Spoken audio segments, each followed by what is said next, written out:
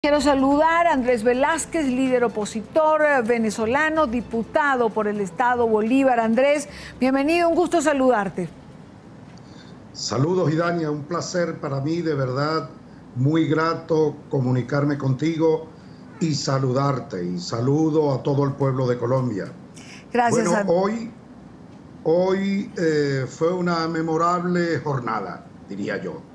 Hoy 18 estados del país, entre ellos Barquisimeto del estado Lara, San Cristóbal del estado Táchira, Maracaibo en el Zulia, Nueva Esparta allá en Margarita, en el estado Bolívar, 3 ciudades, la ciudad capital, Ciudad Bolívar, Ciudad Guayana, Puerto Ordaz, San Félix y Upata también tuvieron actividad, Valencia, Carabobo, Anzoátegui, Puerto La Cruz, Barcelona, bueno, todos esos, Maturín del estado Monaga.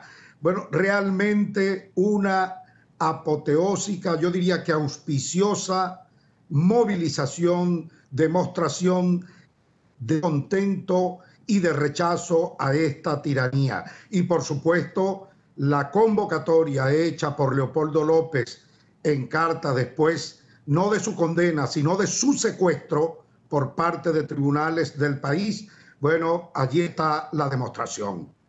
De aquí, bueno, sencillamente, desde todos estos puntos del país y otros varios puntos del planeta, sencillamente le pedimos a Nicolás Maduro que oiga al pueblo, que pide libertad, que oiga al pueblo que exige democracia, que oiga al pueblo que está solicitando no más sufrimiento, porque más allá de los derechos civiles y políticos que tienen nuestros ciudadanos, nuestros compatriotas, hay una situación que, como tú bien sabes, es prácticamente un vía crucis para el pueblo venezolano, que no es otra cosa que el hambre que está instaurada en este país. Andrés, no solo Nicolás Maduro pareciera no oír al pueblo, a la mayoría de los venezolanos, sino que crea situaciones que complican el panorama electoral en Venezuela. Los estados de excepción dictados en varios estados fronterizos con Colombia, que terminan impidiendo el desarrollo de una campaña electoral normal, que permita que la gente conozca a los candidatos de la oposición, que permita que la gente pueda participar en actos públicos.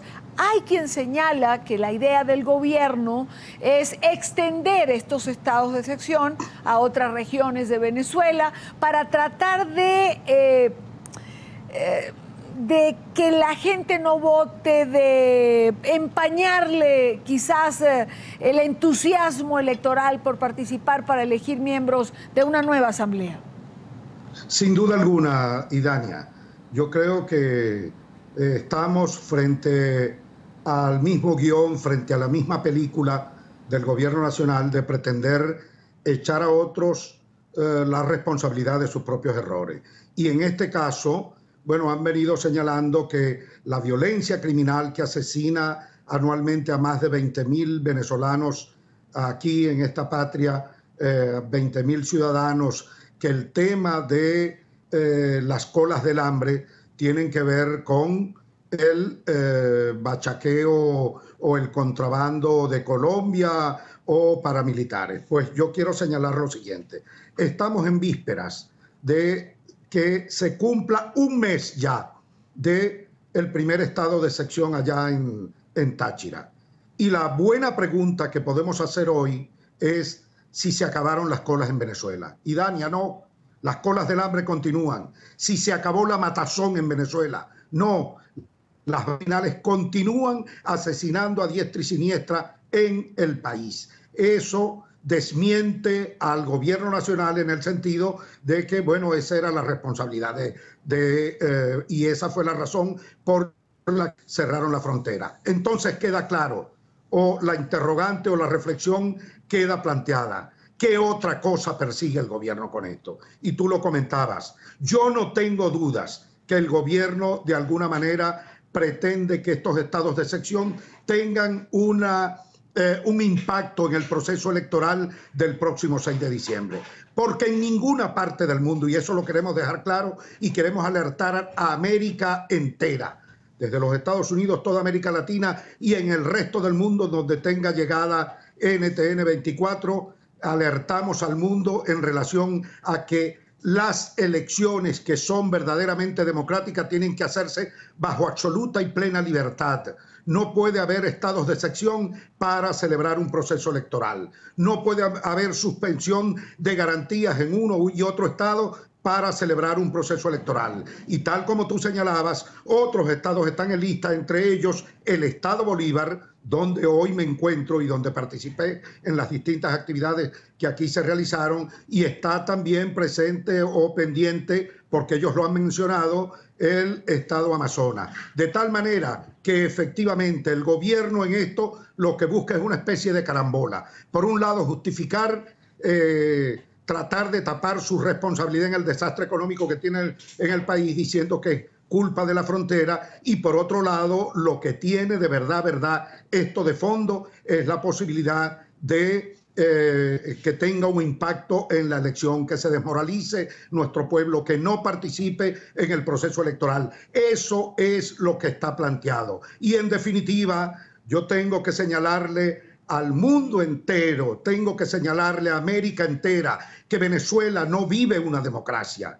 Esto no es democracia, esto es una tiranía. Aquí no hay separación de poderes, aquí hay por encargo, tal como lo ha encargado Diosdado Cabello y Nicolás Maduro, la sentencia de Leopoldo López, que repito, no es sentencia alguna, sino un secuestro. El secuestro de Antonio Ledesma, la imposición o impedimento por la vía de la inhabilitación política que le tienen a otros tantos dirigentes de oposición, la prisión para los estudiantes, trabajadores que tienen que estarse presentando o están bajo régimen de presentación en tribunales porque son perseguidos por reclamar su contrato colectivo. Bueno, en definitiva, Venezuela no vive una democracia, y eso es precisamente lo que ha generado esta situación de malestar general en el país, y lo que va a condenar en definitiva a este gobierno el próximo 6 de diciembre. Andrés, yo creo que la sentencia dictada a Leopoldo López ha dejado claro ante el mundo el talante político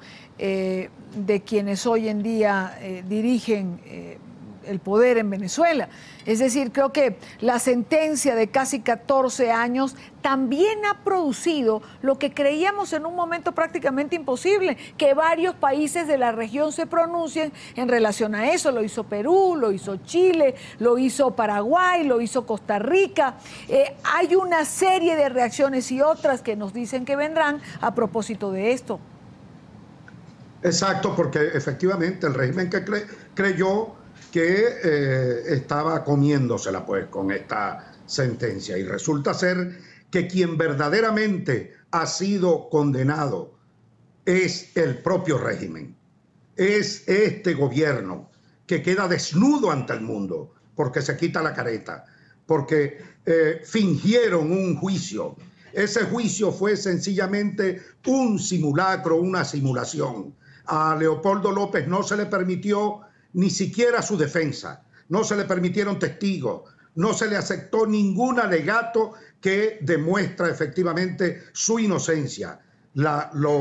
Esto estaba cantado desde un primer momento. Leopoldo tenía que ser condenado para tratar en ese sentido de desmoralizar al resto de la oposición. Se equivocaron, porque los condenados fueron ellos, y el mundo entero ha reaccionado, gracias a Dios, frente a este tipo de tiranía, frente a este tipo de abuso de poder, frente a esta falta de democracia. Yo repito que estamos frente a un gobierno no democrático, un gobierno antidemocrático, dictatorial, que irrespeta la Constitución, tal como el caso de estos decretos de sección, que tienen vicios de inconstitucionalidad, y que, por cierto, el próximo lunes estaré con un equipo de abogados en el Tribunal Supremo de Justicia con el propósito de que el tribunal se pronuncie en relación a la serie de vicios inconstitucionales que tienen esos decretos que el gobierno ha venido señalando y que amenaza con extenderlo a otros estados del país. Quiero agradecer al diputado Andrés Velázquez, líder opositor venezolano, por estar con nosotros en la tarde de NTN 24. Andrés, gracias por el contacto. Gracias, Idania, un abrazo y muchas gracias por toda la solidaridad de NTN 24.